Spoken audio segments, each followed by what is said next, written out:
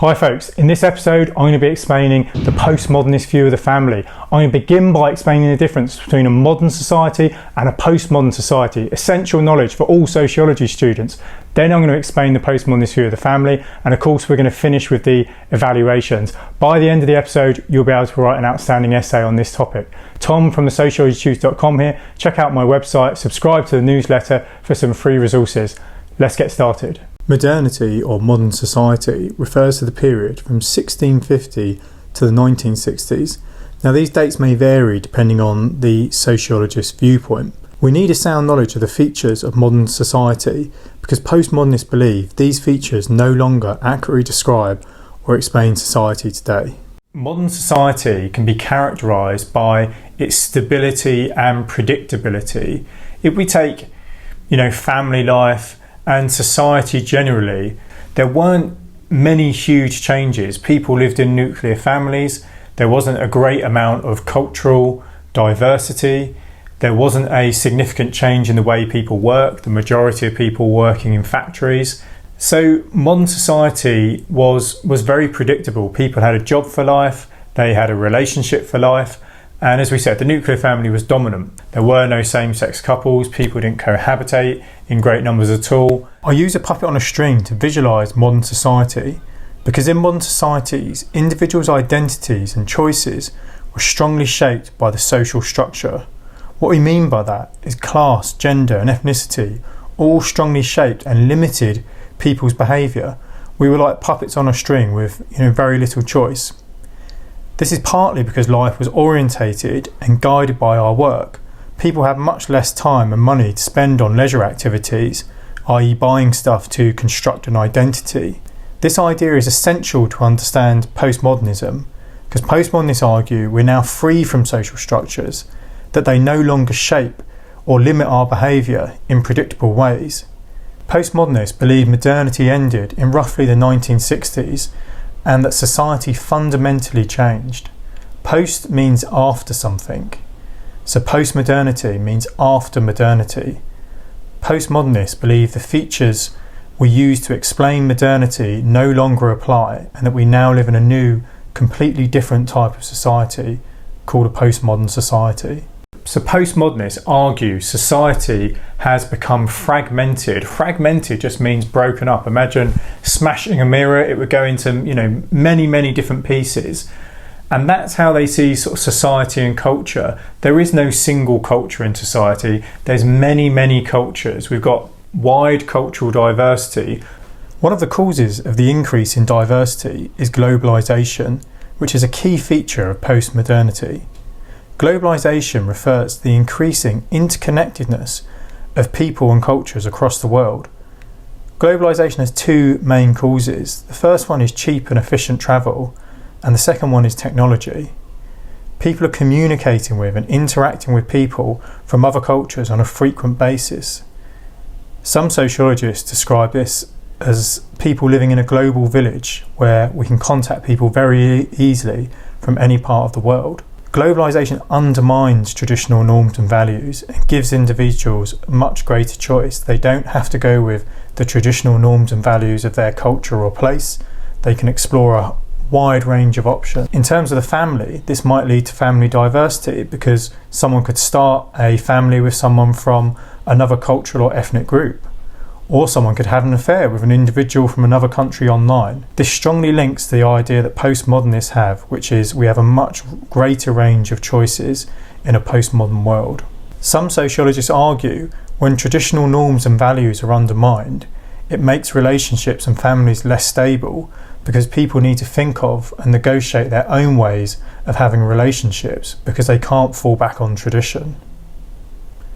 This means there'll be more uncertainty and more instability in families and relationships, which is what postmodernists describe. What's gone along with that is also rapid technological developments from the 1970s onwards. Digital TV, obviously the internet, smartphones, etc. We can just see this rapid change in society based on technological change. Dating app, they've created more choices but also more uncertainty. People may feel relationships are disposable now. What people now experience is an incredible range of choice, a huge amount of choice really in every aspect of their life.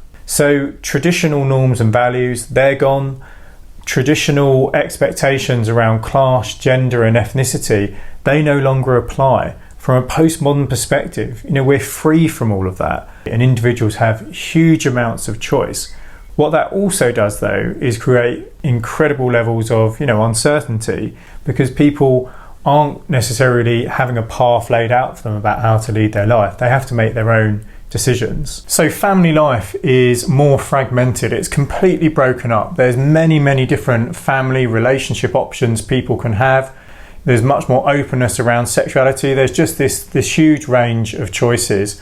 Now, of course, that creates a lot of instability, and that leads to extreme family diversity, because people will try one relationship and then think, well, perhaps this doesn't work for me, and then they might try other ones. So from a postmodern perspective, we're experiencing high family diversity because of the uncertainty, the extreme choice that people experience. What that means for family life is that we can't generalize about the family anymore. We're not in an era where we can say the family, and we all know that refers to a nuclear family.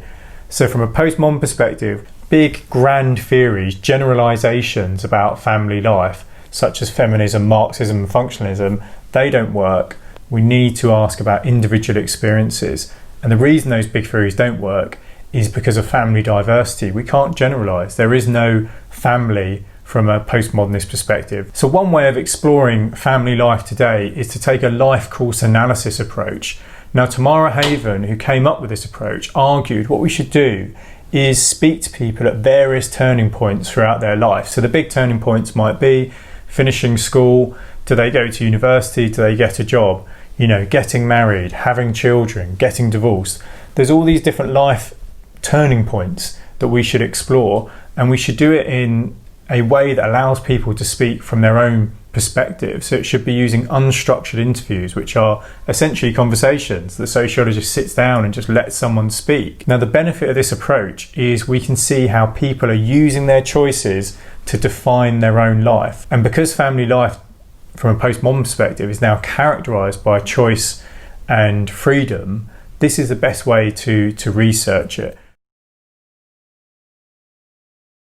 Easiest evaluation you can make, and a major criticism, really hammer it home in your essays, is postmodernists argue we are now free from social structures such as class, gender, ethnicity, tradition.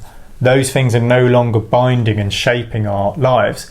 This is completely false. Clearly, it may have reduced, but the idea we're completely free from it is false. And we know that just by looking at the patterns that exist around class, gender and ethnicity. So for example, working class people are less likely to marry.